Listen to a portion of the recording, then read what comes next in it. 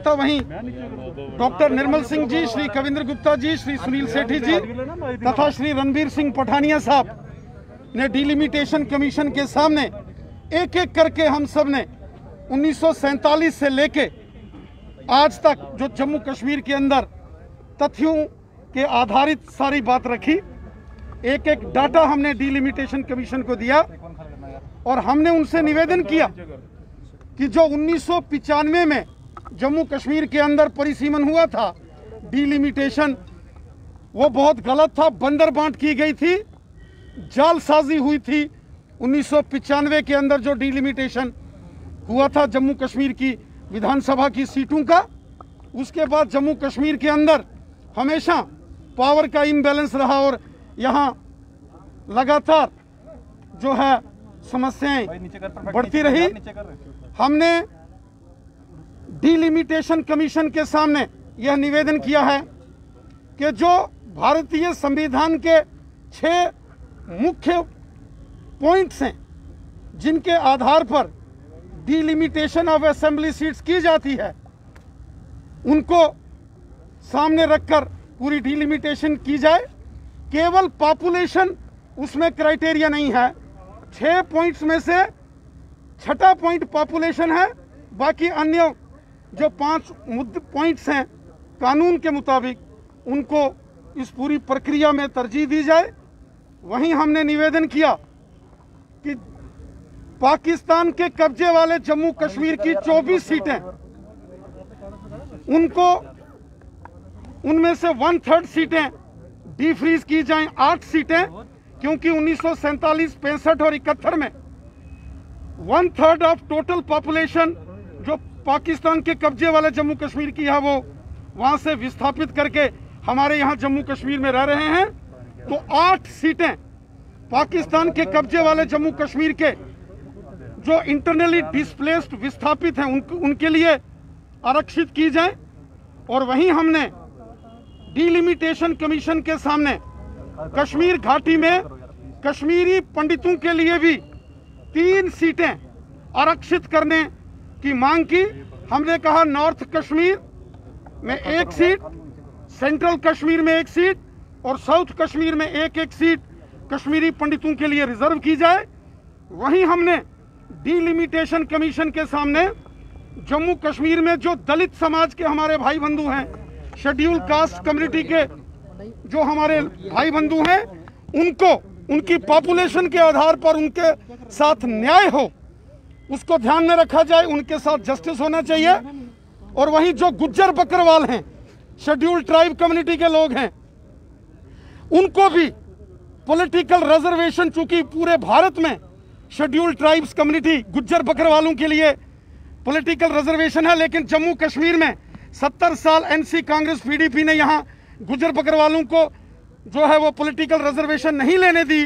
इसलिए हमने delimitation commission के सामने मांग की है कि वो एसटी को पॉलिटिकल रिजर्वेशन उस पर भी ध्यान दें और पूरे पैमाने फॉलो करते हुए एक उत्कृष्ट परिसीमन जम्मू कश्मीर विधानसभा के लिए किया जाए, ताकि उस पर कोई प्रश्न चिन्ह उठाए। स्टेटहुड की बात हुई है, स्टेटहुड की बात हुई है, स्टेटहुड की बात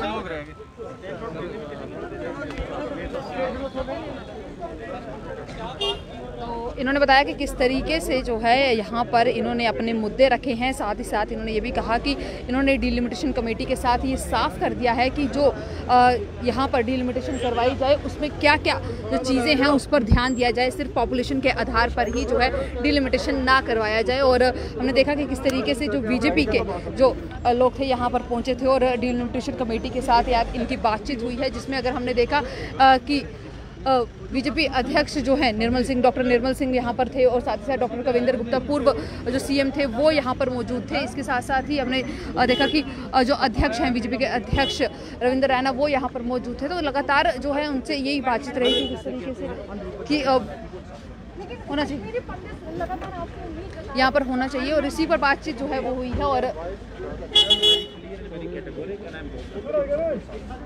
सर, जिस तरीके से ये एक मांग लगातार देखने को मिल रही थी कि स्टेटहुड जो है वो दे देनी चाहिए, उसको लेकर डिलिमिटेशन कमीशन का जुरिस्डिक्शन नहीं है स्टेटहुड। देखिए, delimitation commission for a separate purpose. पर उसे हमने पहले देखा कि कल जो है कई लोगों ने या सोशल ऑर्गेनाइजेशन से वो बाहर आकर यही मांग करते देखें, वो अपने दायरे को अगर लाग रहे हैं, नो डाउट्स। देखें, स्टेटहुड किसी का क्या इशू है, state and Bharatiya Janata party ने पार्लियामेंट के फ्लोर पे माना Jammu Kashmir is a state, Jammu Kashmir will remain A state. Statehood कहा जा रहा है जम्मू कश्मीर का, जम्मू कश्मीर मिलेगा, but this is not the forum to raise the issue, this is my point. तो अगर बात की जाए तो क्या लगता है वो जो भेदभाव था इस डिलिमिटेशन के जो कमेटी के दौरे के बाद? I am hopeful political justice Jammu Kashmir के हर एक खित्ते को, और खासकर जो रीजनल इम्बैलेंस है वो सारा ठीक होगा। तो साफ तौर पर आपने सुना कि जो रीजनल इम्बैलेंस है वो उस पर बात की जा रही है कि वो जल्द ही जो है यहाँ पर खत्म होगा, और कहीं ना कहीं उसको लेकर जो है यहाँ पर जिस तरीके से लगातार जो अटकलें लगाई जा रही थी, अलग अलग पार्टीज जो हैं यहाँ पर पहुँचती हुई हमें नजर आई, और उस पर यही था कि जिस तरीके से हमें बात ओवर एंड आउट जो है उनको नॉमिनेट करके ही उनको रिप्रेजेंटेशन दी जाए, क्योंकि हमने ये कहा क्योंकि जब आप पीओ जेके की बात करते हैं जो हमारा हिस्सा है, तो डेफिनेटली वहाँ उनको रिप्रेजेंट करने वाला आज तक कोई नहीं है। ठीक है, यहाँ लोग वो वोटर तो हैं, लेकिन वो गांधीनगर के वोटर हैं, वो जम्मू वेस्ट के वोटर हैं। तो अगर कल को मुजफ्फराबाद का जो हमारा एमएलए नॉमिनेट होगा, मीरपुर का होगा, बाकी होगा, तो वो उनकी बात करेगा, क्योंकि वो लोग हैं। क्योंकि अगर वो इलाका हमारा है, वो लोग हमारे हैं, तो हमारे असेंबली में उनकी बात होनी चाहिए कि कौन सी वो चीज़ों से वो सफ़र कर रहे हैं। ठीक है ना, तो उनके रिप्रेजेंटेटिव है, तो सीट्स एंड एग्जाइल जो है इस प्रकार के मानते हुए उनको नॉमिनेट किया जाए। 7 सीटें हैं, लेकिन जिस हिसाब से रविंदर रैना गिना रहे हैं वो तो 15 के ऊपर चली जाएंगी। नहीं, हमने नॉमिनेशंस की बात की है ना, 7 सीट तो ऐड होगी।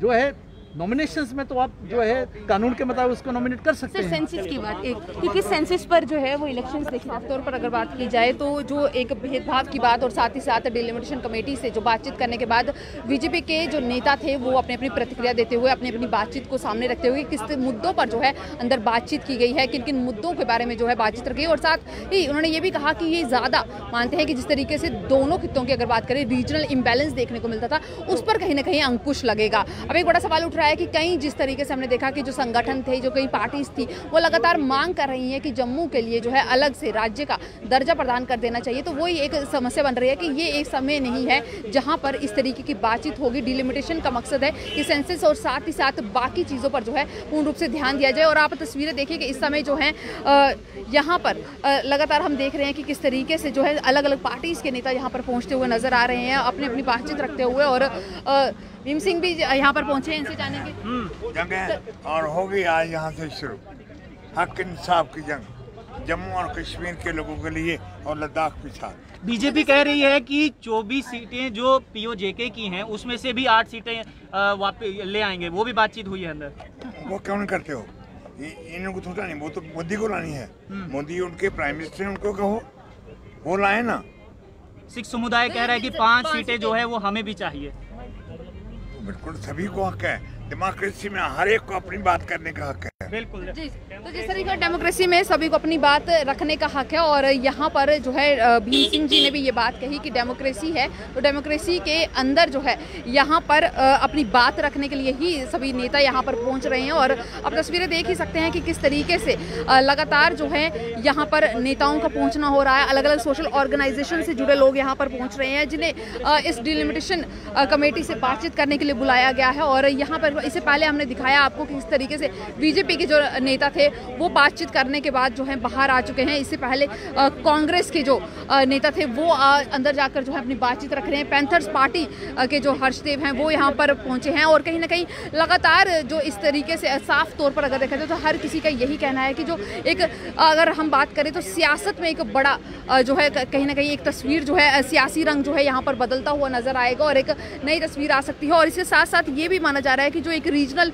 इम्बैलेंस देखने को मिला है दोनों खित्तों के बीच में, वो शायद कहीं ना कहीं अब खत्म होगा। उम्मीद यही की जा रही है, क्योंकि जिस तरीके से अगर हम बात करें तो लगातार जो तस्वीरें सामने आ रही है, जिस तरीके के जो बयान सामने आ रहे हैं, उसमें यही मानकर चल रहे हैं कि दोनों खित्तों के बीच में जो लगातार भेदभाव की बात हुई है अब उस पर अंकुश लग सकता है। तो इस रिपोर्ट में बस इतना ही। जुड़े रहें दी अर्थ न्यूज़ के साथ।